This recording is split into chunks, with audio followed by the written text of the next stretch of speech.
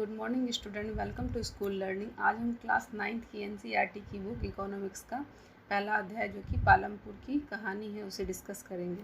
चलिए तो हम आगे बढ़ते हैं और इस कहानी को जानते हैं कि पालमपुर की गांव की कहानी हमें क्या बताना चाहती है। इस कहानी का उद्देश्य उत्पादन से संबंधित कुछ मूल विचारों से परिचय कराना है और ऐसा हम एक काल्पनिक गांव का पालमपुर की कहानी के माध्यम से करते हैं। मतलब आपको इस अध्याय में पालमपुर गांव की कहानी से आपको उत्पादन के संबंध में जानने का मौका मिलेगा। तो चलिए इस कहानी के माध्यम से उत्पादन के बारे में हमें क्या बताया जाना चाह रहा है हम उसे डिस्कस करते हैं। पालमपुर में खेती मुख्य क्रिया है, जबकि अन्य क्रियाएं जैसे कि लघु स्तरीय विनिर्माण, डेयरी, परिवहन आदि सीमित स्तर पर की जाती है। इन उत्पादन क्रियाओं के लिए विभिन्न प्रकार के संसाधनों की आवश्यकता होती है, यथा प्राकृतिक संसाधन, मानव निर्मित वस्तुएं, मानव प्रयास, मुद्रा आदि। पालमपुर की कहानी से हमें विदित होगा कि गांव में इच्छित वस्तुओं और सेवाओं को उत्पादित करने के लिए विभिन्न संसाधन किस प्रकार समायोजित होते हैं। तो चलिए इसे हम समझते हैं कि पालमपुर जो एक गांव है वहाँ पे खेती जो है एक मुख्य पेशा है लोगों का। उसके अलावा यहाँ पे लोग क्या करते हैं, तो लघु स्तरीय व्यापार में डेयरी यानी कि दूध का व्यापार, उसके बाद परिवहन, इसके अलावा जो है यह सीमित स्तर पे की जाती है।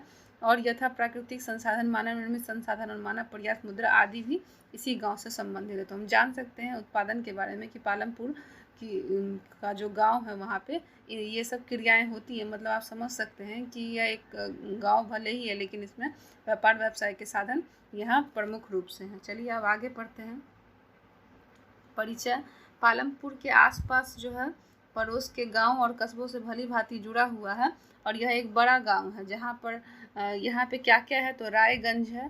रायगंज से पालमपुर से 3 किलोमीटर की दूरी पर है। मतलब यह एक बड़ा गांव है और यह कहाँ स्थित है पालमपुर, तो रायगंज से 3 किलोमीटर की दूरी पर। प्रत्येक मौसम में यह सड़क को रायगंज और उसके आगे निकटतम छोटे कस्बे शाहपुर से जोड़ती है और इस सड़क पर गुड़ और अन्य वस्तुओं से लदी हुई बैलगाड़ी, भैंसा, बग्घी से लेकर अन्य कई तरह के वाहन जैसे कि मोटरसाइकिल, जीप, ट्रैक्टर और ट्रक तक देखे जा सकते हैं। मतलब आप इस गांव में क्या कर सकते हैं, तो रायगंज के निकटतम जो है छोटे छोटे कस्बे हैं जो कि इन्हें शाहपुर से जोड़ा जाता है और यहाँ पे मुख्य रूप से व्यापार जो है वो गुड़ व अन्य वस्तुओं का होता है। और यह जो वस्तुएं हैं कहाँ कैसे ले जाई जाती हैं, तो बैलगाड़ी के द्वारा और भैंसा बग्घी के द्वारा। जो है कभी कभी आपको यहाँ मोटरसाइकिल, जीप, ट्रैक्टर भी देखने को मिलते हैं।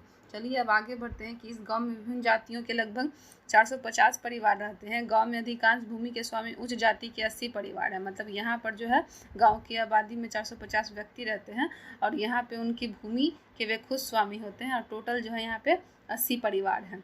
उनके मकान में जिनमें से कुछ बड़े हैं और ईंट और सीमेंट के बने हैं, तो कुछ अनुसूचित जाति और दलित लोग हैं।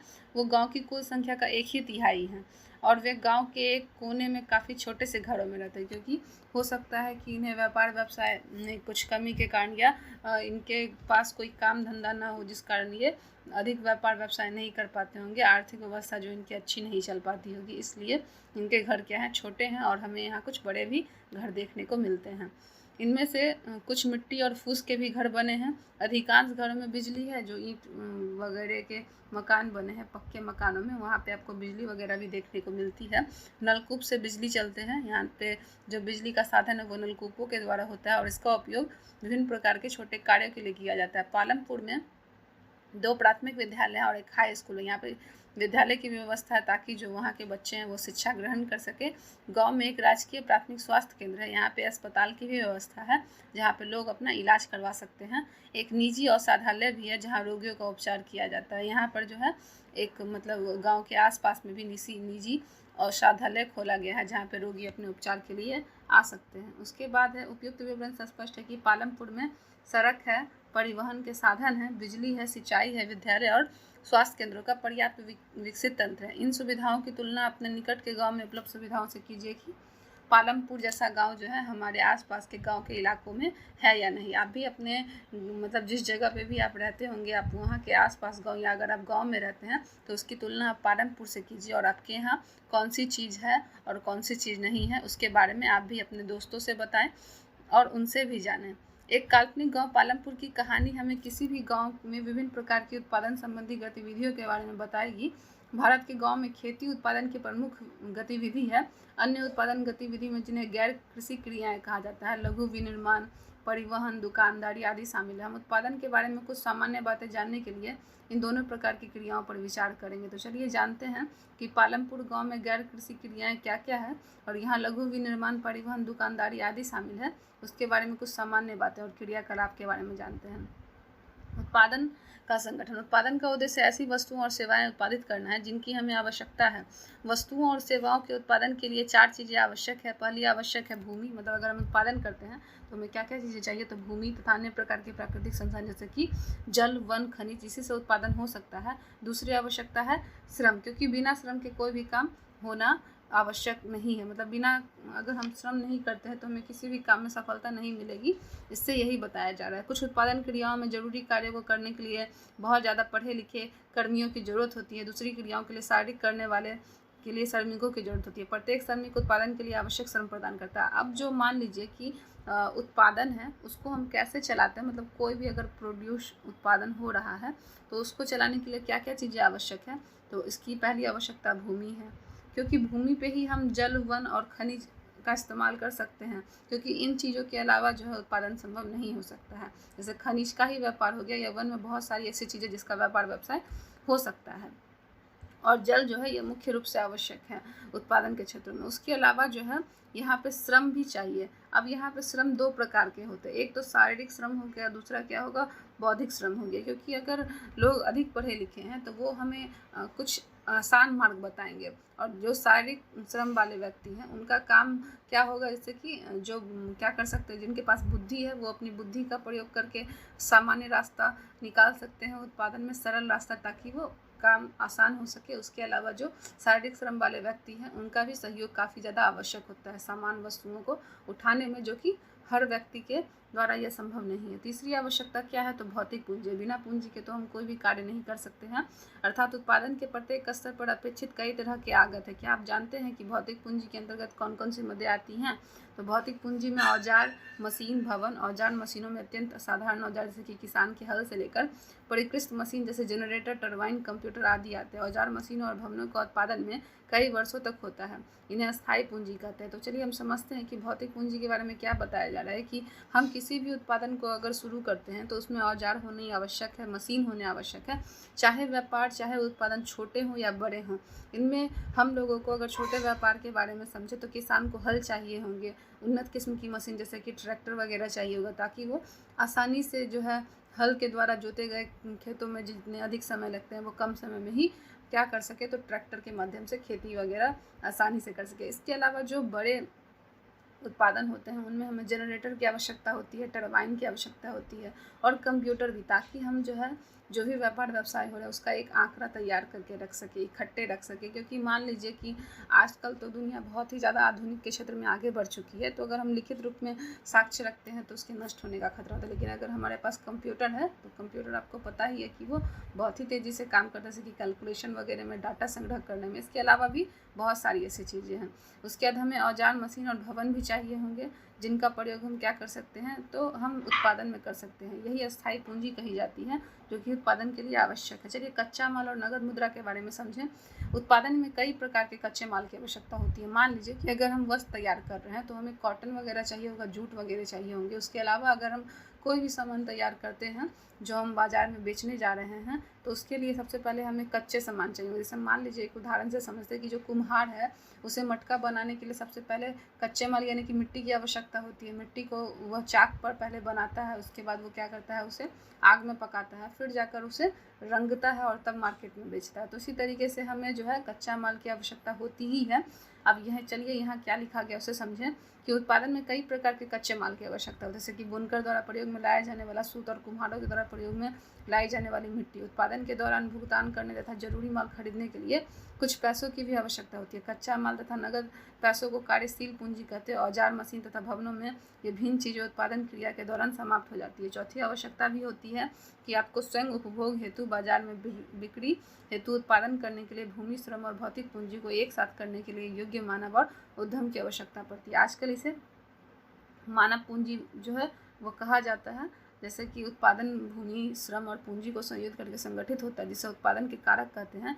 पालमपुर की कहानी को पढ़ने के क्रम में हम उत्पादन के प्रथम 3 कारकों के बारे में अधिक सीखेंगे। सुविधा के लिए हम इस अध्याय में हम भौतिक पूंजी को पूंजी कहते हैं। जैसे कि मान लीजिए हमने व्यापार के बारे में जाना, उत्पादन के बारे में, कि अगर हम उत्पादन करते हैं तो हमें भूमि की आवश्यकता होती है, उसके बाद आपको कच्चे माल की आवश्यकता होती है, बहुत सारे मशीनों की आवश्यकता होती है, फिर हमें पूंजी की आवश्यकता होती है, क्योंकि अगर हमारे पास पूंजी नहीं रहेगी तो हम जो भी चीज़ें हमें चाहिए वो हम आसानी से नहीं खरीद पाएंगे। जैसे कि आप यहाँ समझिए कि कारखाने में मशीनों पर कार्य करते श्रमिक, अब ये मशीन तो कहीं से आए होंगे नहीं, मशीनों को खरीदने के लिए हमें पैसे चाहिए होंगे, यानी कि पूंजी।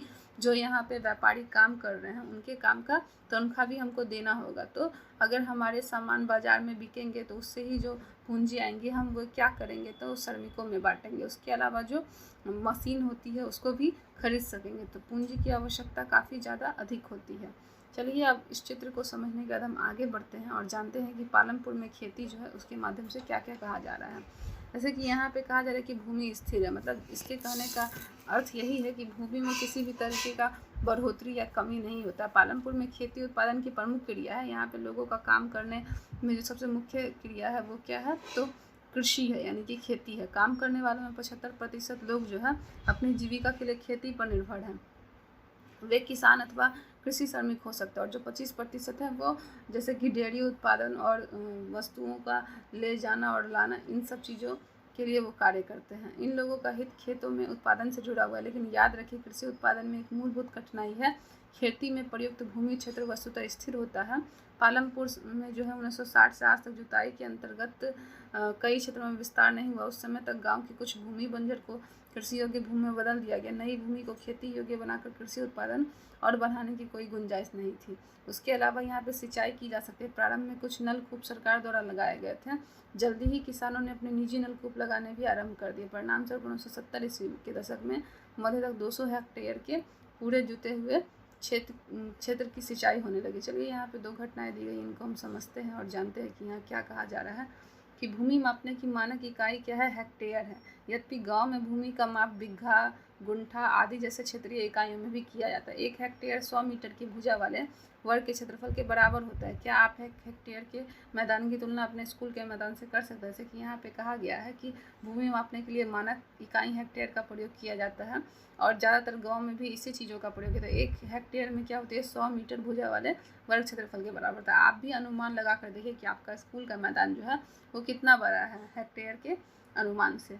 अब चलिए आगे बढ़ते हैं। क्या उसी भूमि से अधिक पैदावार करने का कोई तरीका? मान लीजिए कि गांव में जो भूमि है उस पर कोई जो किसान है वो खेती वगैरह कर रहा है, तो उस पर और वो क्या तकनीकी लगा सकता है, क्या माध्यम मतलब अपना सकता है जिससे वो अच्छी खेती कर सके और उसे उसी भूमि से उसे और अधिक फ़ायदा हो सके। यहाँ जिस प्रकार की फसल पैदा की जाती है, जैसे कि सुविधाएँ उपलब्ध हैं, उन्हें देखते हुए पालमपुर उत्तर प्रदेश के पश्चिम भाग में गाँव की तरह लगता है। पालमपुर में समस्त भूमि पर खेती की जाती है, कोई भूमि बेकार नहीं छोड़ी जाती। बरसात के मौसम में खरीफ में किसान ज्वार और बाजरा उगाते हैं। इन पौधों और पशुओं के चारे के लिए प्रयोग में लाई जाती है। इसके बाद अक्टूबर और दिसंबर में बीच में आलू की खेती होती है। सर्दी मौसम में रबी में खेतों में गेहूँ उपजाया जाता है। उत्पादित गेहूँ में सौर परिवार के दाने के लिए रखकर शेष गेहूँ किसान रायगंज की मंडी में बेचते। भूमि के एक भाग में गन्ने की खेती भी होती है, जिसकी वर्ष में एक बार कटाई होती है। गन्ना अपने कच्चे रूप में या गुड़ के रूप में शाहपुर के व्यापारियों को बेचा जाता है। तो चलिए इसे समझते हैं यहाँ क्या कहा जा रहा है कि जो पालमपुर के गांव के किसान हैं वो क्या करते हैं, तो एक ही भूमि पर अनेक तरह की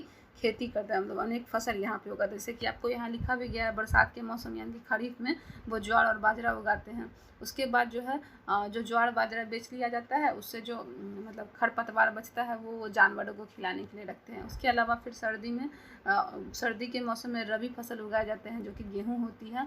उस गेहूँ के लिए क्या किया जाता है कि जो भी गेहूँ उगाया गया उसे बटाई करके कुछ खाने के लिए रख लिया जाता है। जो बाकी बच जाता है उसे रायगंज में किसान क्या करते हैं, बेच आते हैं, ताकि उन्हें धन अर्जित किया जा सके उससे। उसके अलावा जो है यहाँ पे किसान गन्ने की भी खेती करते हैं। गन्ने से तो आपको पता है बहुत सारी चीज़ें हो सकती हैं, जैसे कि गन्ने से चीनी का भी उत्पादन होता है और गुड़ का भी उत्पादन होता है। तो किसान क्या करते हैं, इनका गुड़ का व्यापार करते हैं जाकर रायगंज में जाके।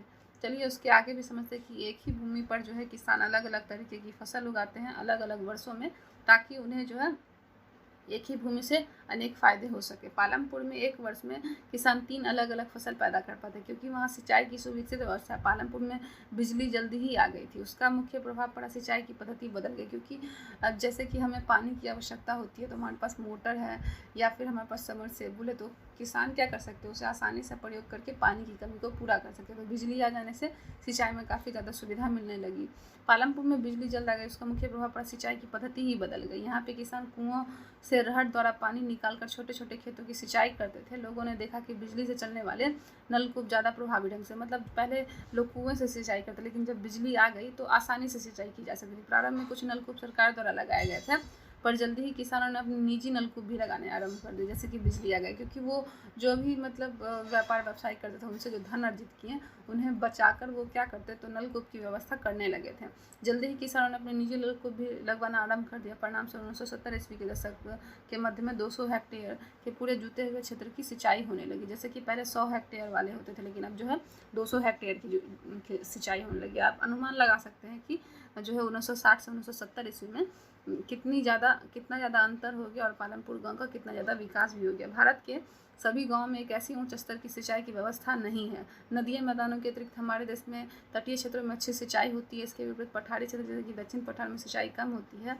देश में आज भी कुल कृषि क्षेत्र के 40% से भी कम क्षेत्र में सिंचाई होती है। शेष क्षेत्रों में खेती मुख्यतः वर्षा पर निर्भर होती है। चलिए इसे समझते हैं। जैसे कि भारत में जितने भी राज्य हैं वहाँ जो भी किसान खेती वगैरह करते हैं तो बहुत सारी जगहों पर सुविधा है, लेकिन बहुत सारी जगहों पर सुविधा नहीं है। इस कारण जो है किसानों को वहाँ पे इंतज़ार करना पड़ता है वर्षा का। और बहुत सारी जगह ऐसे हैं जहाँ पे पानी की अच्छी सुविधा है, मतलब लोग क्या करते हैं रहट का प्रयोग करके, नलकूपों का प्रयोग करके आसानी से जो है खेती कर लेते हैं।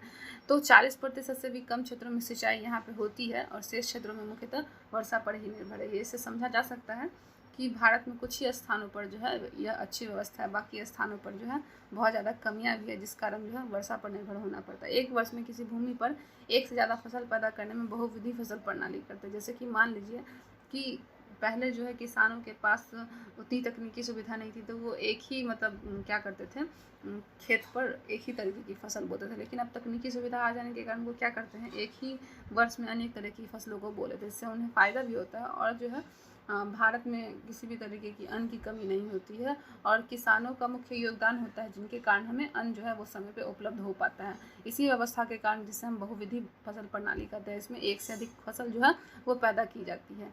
यह भूमि के किसी एक टुकड़े में उपज बढ़ाने की सबसे अच्छी प्रणाली है। पालमपुर में सभी किसान कम से कम 2 मुख्य फसल पैदा करते हैं। कई किसान पिछले 15-20 वर्षों में तीसरी फसल में आलू भी पैदा करते हैं। बहुत सारे जो बच्चे होंगे उन्होंने अपने गांव में सुना होगा कि गांव में जो खेती होती है, लोग गेहूं के साथ जो है बहुत सारे सागों को भी उगा लेते हैं। जैसे कि आपने सुना होगा गेहूँ के साथ बथुआ वगैरह की भी खेती होती है। इसके अलावा जो है कुछ जो किसान है वो आलू भी बो लेते हैं बचे कुछ ज़मीनों पर। तो इसी तरीके से जो किसान है वो क्या करते हैं, तो खेती की तकनीकी अपनाकर जो है अपनी ज़मीन पर विभिन्न तरीके की फसल उगाते हैं। यहाँ पे विभिन्न तरीके की फसल का एक चित्र दिया गया जिससे आप समझ सकते हैं कि ये जो है वो गेहूँ है, ऐसा दिखता है, बाजरा ऐसा दिखता है, गन्ना ऐसा दिखता है और आलू ऐसा दिखता है। आप भी पता लगाएं कि आपके आसपास के गांव में इसके अलावा जो है किसान लोग जो है किस चीज़ की खेती करते हैं और अपनी उत्पादन क्षमता बढ़ाने के लिए जो है कौन से पौधों के साथ और कौन से नए बीजों को रोपते हैं और उनसे मतलब फ़ायदा कमाते हैं। चलिए आगे पढ़ते हैं। सारणी 1.1 में 10 लाख मिलियन हेक्टेयर की इकाइयों में भारत कृषि क्षेत्र को दिखाया गया है।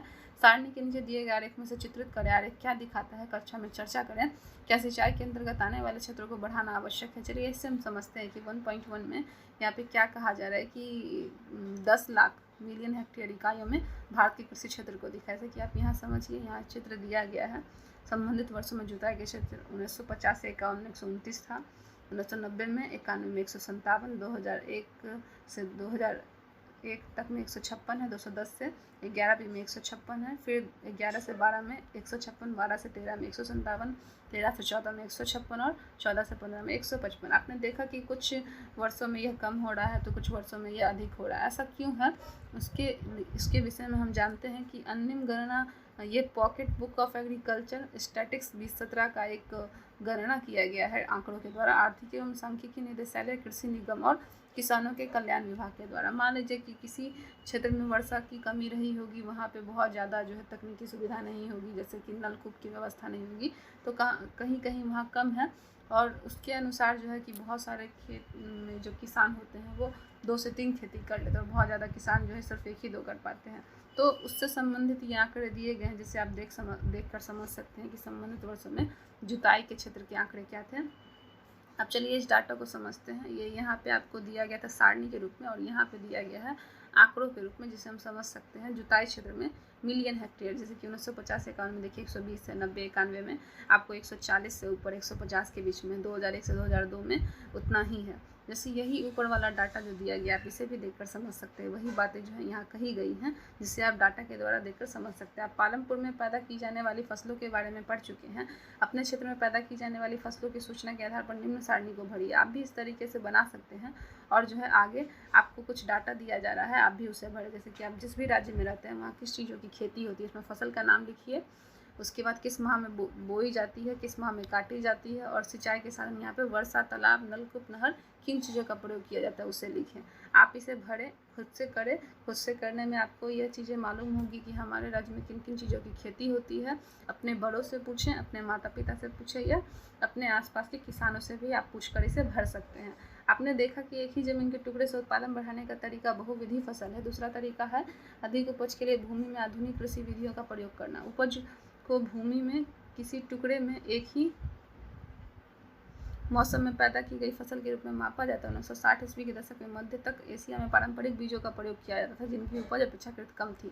परंपरागत बीजों को कम सिंचाई की आवश्यकता होती थी। किसान उर्वरकों के रूप में गाय की गोबर या दूसरी प्राकृतिक खाद का प्रयोग करते थे। अब सब किसानों के पास तत्काल ही उपलब्ध है, इनको खरीदना नहीं पड़ता। 1960 के दशक में हरित क्रांति ने भारतीय किसानों को अधिक उपज वाले बीज HYV के द्वारा गेहूं और चावल की खेती करने के तरीके सिखाए, और परंपरागत बीजों की तुलना में HYV बीजों के एक ही पौधे से ज़्यादा मात्रा में अनाज पैदा होने की आशा थी। इसके परिणाम स्वरूप जमीन के उसी टुकड़े में पहले की अपेक्षा कहीं अधिक अनाज की मात्रा पैदा होने लगी। अति उपज प्रजातियों वाले बीजों से अधिकतम उपज पाने के लिए बहुत ज़्यादा पानी तथा रासायनिक और खाद कीटनाशकों की जरूरत थी। अधिक उपज केवल अति उपज प्रजाति वाले बीज, सिंचाई, रासायनिक उर्वरक और कीटनाशकों आदि के संयोजन से ही संभव थी। चलिए इसे समझते हैं कि यहाँ क्या कहा जा रहा है। जिस समय किसानों के पास तकनीकी सुविधा नहीं होती थी, उस समय जो है किसान एक ही खेत पर 1 से 2 फसल उगाते थे। फिर आने वाले समय में तकनीकी के आ जाने से 2 से 3 फसलें उगाई जाने लगी। फिर जब किसानों के क्षेत्र में 1960 ईस्वी में हरित क्रांति आ गई, तो हरित क्रांति से किसानों को काफ़ी ज़्यादा जानने का मौका मिला। उसके बाद जो है HYV प्रणाली के द्वारा जो है गेहूं और चावल की उत्तम तरीके से खेती की जाने लगी। मतलब जैसे कि जो बीज होते हैं वो मोटे तौर पर कैसे होते हैं, और खाद जो होते हैं वो कैसे होते हैं, मिट्टी की जांच करने के बाद जो है खेती की जानी चाहिए, इन सब बातों से किसान अवगत हो चुके थे। पहले उन्हें बिना जांच के उन्हें खाद जो प्रयोग किया करते थे वो निजी होते थे, जैसे गाय के गोबर से वो खाद तैयार करते थे। लेकिन अब जो है वे मिट्टी की जांचना को भी सीख गए, और जो है हम किस तरीके की खेती के लिए किस तरीके के खाद का प्रयोग करें, उन्हें यह भी जानने का मौका मिल गया। अब चलिए हरित क्रांति के बारे में जाना। 1960 ईस्वी में हरित क्रांति के आ जाने के बाद किसानों की तकनीकी सुविधा और ज़्यादा बढ़ गई। उन्हें अब चावल और गेहूं की खेती में बहुत ज़्यादा सुविधा प्रदान होने लगी। हरित क्रांति को जो देने वाले थे वो स्वामीनाथन जी थे, जिन्होंने हरित क्रांति को लाया था। आपसे ये पूछा जा सकता है कि हरित क्रांति को किसने लाया था, तो स्वामीनाथन जी का नाम आप लोगों ने सुना होगा। अब चलिए इसे हम आगे समझते हैं कि यहाँ दिया गया आधुनिक कृषि के तरीके HYV के आ जाने के बाद जो रासायनिक उर्वरक खाद है उसका प्रयोग कैसे किया जाता था। जैसे कि यहाँ पे आप देख रहे होंगे लिखा हुआ अधिक उपज वाले बीज, जो अनाज होते थे, जो भी किसान खेती करने वाले हैं वो अच्छे बीजों का प्रयोग करते थे, ताकि जो है अब खेती भी अच्छी हो जाए। लेकिन जब हरित क्रांति प्रणाली नहीं आई थी तब जो है किसानों को अधिक उपज वाले बीजों का ज्ञान नहीं था। अब उर्वरक कौन से प्रयोग किए जाए, कीटनाशक जो कीड़े वगैरह लग जाते हैं इन्हें दूर करने के लिए अब आधुनिक कृषि विधि का प्रयोग किया जाने लगा। ये बांध है, ये बिजली है, ये पंप सेट है, और ये नहर है, और ये ट्रैक्टर के माध्यम से जो है खेती की जा रही है। तो हरित क्रांति से आ जाने के बाद किसानों को काफ़ी ज़्यादा सुविधा मिलने लगी। अब उनके लिए जो खेती करना था वो पहले की अपेक्षा काफ़ी ज़्यादा आसान हो सका। अब चलिए आगे की ओर बढ़ते हैं और समझते हैं। भारत में पंजाब, हरियाणा और पश्चिमी उत्तर प्रदेश में किसानों ने खेती के आधुनिक तरीकों का प्रयोग सबसे पहले किया था। मतलब इन क्षेत्रों में पंजाब, हरियाणा और पश्चिमी उत्तर प्रदेशों में हरित क्रांति सबसे पहले आई थी। इन क्षेत्रों में किसानों में खेती की सिंचाई के लिए नलकूप और HYV बीजों, रासायनिक उर्वरकों तथा कीटनाशक का प्रयोग, इनमें से कुछ ट्रैक्टर और फसल गहाने के लिए मशीन खरीदी जाती थी, जिससे जुताई और कटाई के काम को तेज कर दिया गया। उन्हें इनसे गेहूं की ज़्यादा पैदावार प्राप्त हुई। चलिए अब इसे समझते हैं। जिस समय हरित क्रांति नहीं आई थी तो उस समय जितने भी किसान थे वो जो खेती करते थे उनकी विधि बहुत ही सरल थी। जितने सुझाव उनके पास थे वो उन्हीं चीज़ों का प्रयोग किया करते थे। ना तो उनके पास उत्तम बीज का ज्ञान हुआ करता था, न ही उनके पास जो है अगर कभी भी गेहूँ की खेत में या चावल के खेत में कीड़े लग जाते थे तो उन्हें बचाना मुश्किल हो जाता था। इस कारण जो है उनके मतलब जितने भी फसल हैं वो नष्ट हो जाते थे, जिससे कि किसानों को काफ़ी ज़्यादा हानि होती थी। उसके अलावा बहुत सारे पशु जो हैं खेती बर्बाद कर देते थे, जिसके कारण भी उन्हें हानि होती थी। लेकिन हरित क्रांति के आ जाने के बाद जितने भी कीटनाशक चीज़ों का प्रयोग किया गया, उससे कीड़ों को मारने की विधि आसान हो गई। उसके बाद जो है जानवरों को भगाने की भी प्रक्रिया आरंभ हो गई। फिर जब किसान फसल वगैरह काट लेते थे तो हरित क्रांति से पूर्व उन्हें स्वयं काटना पड़ता था, उसे चुनना पड़ता था, बीछना पड़ता, फिर फटकना पड़ता और तब जाकर यह तैयार होती। लेकिन अब जो है ट्रैक्टर वगैरह आ जाने से और गेहूं की कटाई वगैरह मशीनों से ही की जाने लगी, जिसके कारण जो है किसानों की पैदावार में काफ़ी ज़्यादा वृद्धि हुई और गेहूं की ज़्यादा पैदावार भी उन्हें प्राप्त हुई। पालमपुर में परंपरागत बीजों से गेहूं की उपज जो है 1300 किलोग्राम प्रति हेक्टेयर थी पहले, लेकिन HYV के आ जाने के बाद जो है यह 3200 किलोग्राम हो गई, प्रति हेक्टेयर तक पहुंच गए। आप इससे अनुमान लगा सकते हैं कि यहाँ कितना ज़्यादा विकास हुआ है गेहूं के उत्पादन में। गेहूं के उत्पादन में बहुत अधिक वृद्धि हुई। किसानों के पास बाजार में बेचने को अब अधिवेश गेहूं की काफ़ी मात्रा उपलब्ध थी। आइए चर्चा करते हैं और जानते हैं बहुविधि फसल प्रणाली और खेती की आधुनिक विधियों में क्या अंतर है। बहुविधि फसल प्रणाली में हम क्या करते हैं, एक से अधिक क्या करते हैं, बीजों का उत्पादन करते हैं, एक से अधिक खेती कर सकते हैं, जैसे कि आलू, बथुआ, गेहूं, चावल, इन चीज़ों का हम एक ही मतलब खेत पर कर सकते हैं। उसके अलावा जो है बहुविधि फसल प्रणाली में हम लोग रबी फसल, खरीफ फसल उगा सकते हैं, जायद फसल, इन सब चीज़ों की खेती कर सकते हैं। लेकिन जो खेती की आधुनिक विधि है वो अलग है। मतलब इसमें आधुनिक तकनीकी का प्रयोग किया गया, जैसे कि उत्तम बीज का प्रयोग, कीटनाशी चीज़ों का प्रयोग, ट्रैक्टर का प्रयोग किया गया। उसके बाद फसल कटाई के लिए आधुनिक मशीनों का प्रयोग किया गया। तो आप इन दोनों में अंतर समझ चुके होंगे। आप खुद भी प्रयास करें कि इन चीज़ों में और क्या क्या अंतरें हो सकती है बहुविधि फसल प्रणाली में और खेती की आधुनिक विधियों में। सारणी 1.2 में भारत में हरित क्रांति के बाद गेहूं और दालों के उत्पादन में करोड़ों टन इकाइयों में दिखाया गया। इसे समझे। देखिए यहाँ पर दाल और गेहूं का एक डाटा दिया गया, जिसे हम समझते हैं कि 1956 से 66 में 10 था दालों का उत्पादन, गेहूं का उत्पादन 10 था। उसके बाद 70-71 में 12 से 24 हो गया। आप देख सकते हैं दालों का उत्पादन यहाँ 12 है तो गेहूं का उत्पादन यहाँ 12 गुने 2 यानी कि 12 दूनी 24, दुगनी वृद्धि यहाँ हुई। उसके बाद आप देखें यहाँ पे दालों का उत्पादन 1980-81 में 11 है तो यहाँ जो है 36 है। धीरे धीरे जो है दालों से दुगनी, तिगुनी और चौगुनी वृद्धि होती चली गई, जिससे कि आप यहाँ डाटा देखकर समझ सकते हैं कि यहाँ कृषि निगम और किसानों के कल्याण विभाग फरवरी 2018 द्वारा यह जारी किया गया। अब देखिए 17 से 18 में दालों का उत्पादन जो है 24 था और यहाँ सीधे गेहूं का उत्पादन 27 हो गया। आप आसानी से इसे देखकर समझ सकते हैं कि इसमें कितनी गुनी की वृद्धि हो गई हरित क्रांति के आ जाने से और आधुनिक तकनीकी विकास के आ जाने से। एक आरेख बनाइए और क्या हरित क्रांति दोनों ही फसलों के लिए समान रूप से सफल सिद्ध हुई है। आप इसी डाटा को देखकर बहुत आसानी से समझ सकते हैं कि जो हरित क्रांति है उसका उत्पादन जो है चावल और गेहूं के लिए। आपसे ये जीके वगैरह के भी क्वेश्चन में पूछे जाएंगे और जनरल कंपटीशन के एग्जाम में भी कि हरित क्रांति का संबंध किन दोनों चीज़ों से है, तो गेहूं और चावल से, न कि दाल से। क्या हरित क्रांति दोनों ही फसलों के लिए समान रूप से सफल हुई? नहीं। आप इसका आंसर खुद करें और विचार विमर्श भी करें। आधुनिक कृषि विधियों को अपनाने वाले किसानों के लिए आवश्यक कार्यशील पूंजी क्या है। यहाँ पे पूछा जा रहा है कि आधुनिक कृषि विधि जो अपनाने वाले किसान हैं उनके लिए आवश्यक कार्यशील पूंजी क्या है। पहला तो श्रम करना, दूसरा क्या है, आधुनिक तकनीकी का ज्ञान होना। अगर आधुनिक तकनीकी का ज्ञान है और पूंजी भी है तो क्या कर सकते हैं, हम आधुनिक कृषि विधियों को अपना सकते हैं अपनी खेती में और पहले से ज़्यादा मुनाफा भी कमा सकते हैं और पहले से ज़्यादा हम गेहूं की आवश्यकता को भी बढ़ा सकते हैं। पहले की तुलना में कृषि की आधुनिक विधियों के लिए किसानों को अधिक नकद की जरूरत पड़ती थी। क्यों?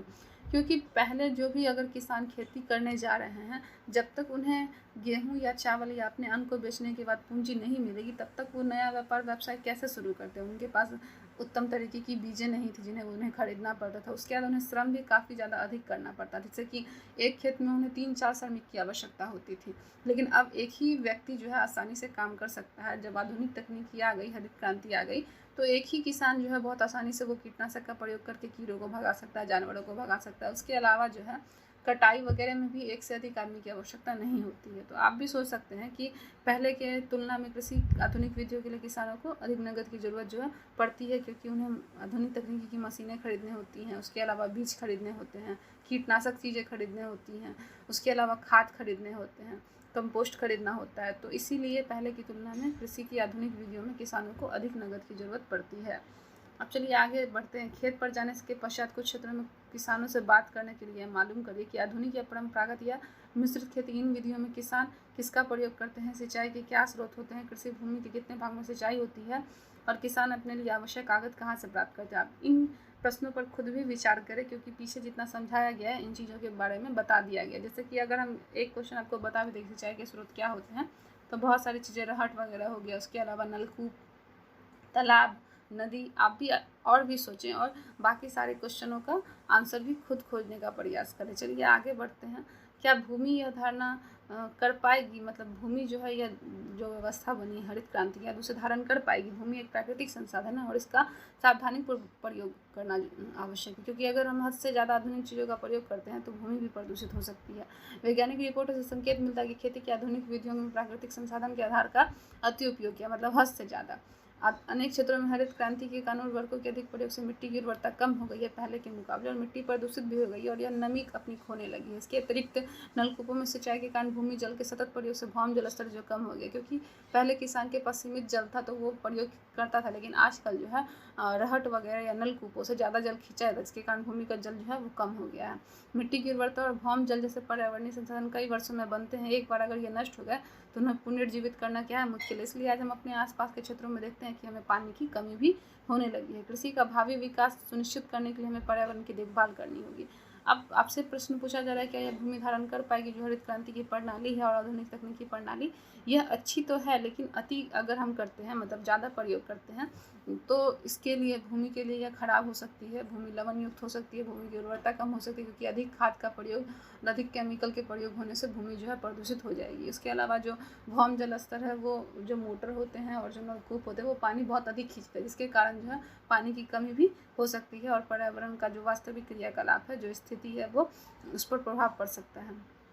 आपसे यहाँ पूछा जा रहा है कि सुझाई गई क्रिया में अखबार पत्रिकाओं से पाठ में दी गई रिपोर्ट पढ़ने के बाद कृषि मंत्री को यह बताते हुए अपने शब्दों में एक पत्र लिखिए कि कैसे रासायनिक उर्वरकों का प्रयोग हानिकारक हो सकता है। आप भी क्या कर सकते हैं, तो अपने आसपास के कृषि मंत्री को पत्र लिख सकते हैं और उन्हें बता सकते हैं कि हम जहाँ संभव हो वहीं जो है इन केमिकल का प्रयोग करें और जहाँ संभव ना हो वहाँ हम नहीं करें, मतलब हद से ज़्यादा जो है इन चीज़ों का प्रयोग करना आवश्यक नहीं है, जिसके कारण क्या है कि वातावरण का संतुलन दिन प्रतिदिन बिगड़ता जा रहा है। ये पालमपुर गांव का कृषि विभाग का वितरण का एक चित्र दिया हुआ आप देख सकते हैं। यहाँ पे कैसे जो है खेत को अलग अलग भागों में बांटकर एक ही खेत पर अनेक तरीके की खेती की जा रही है।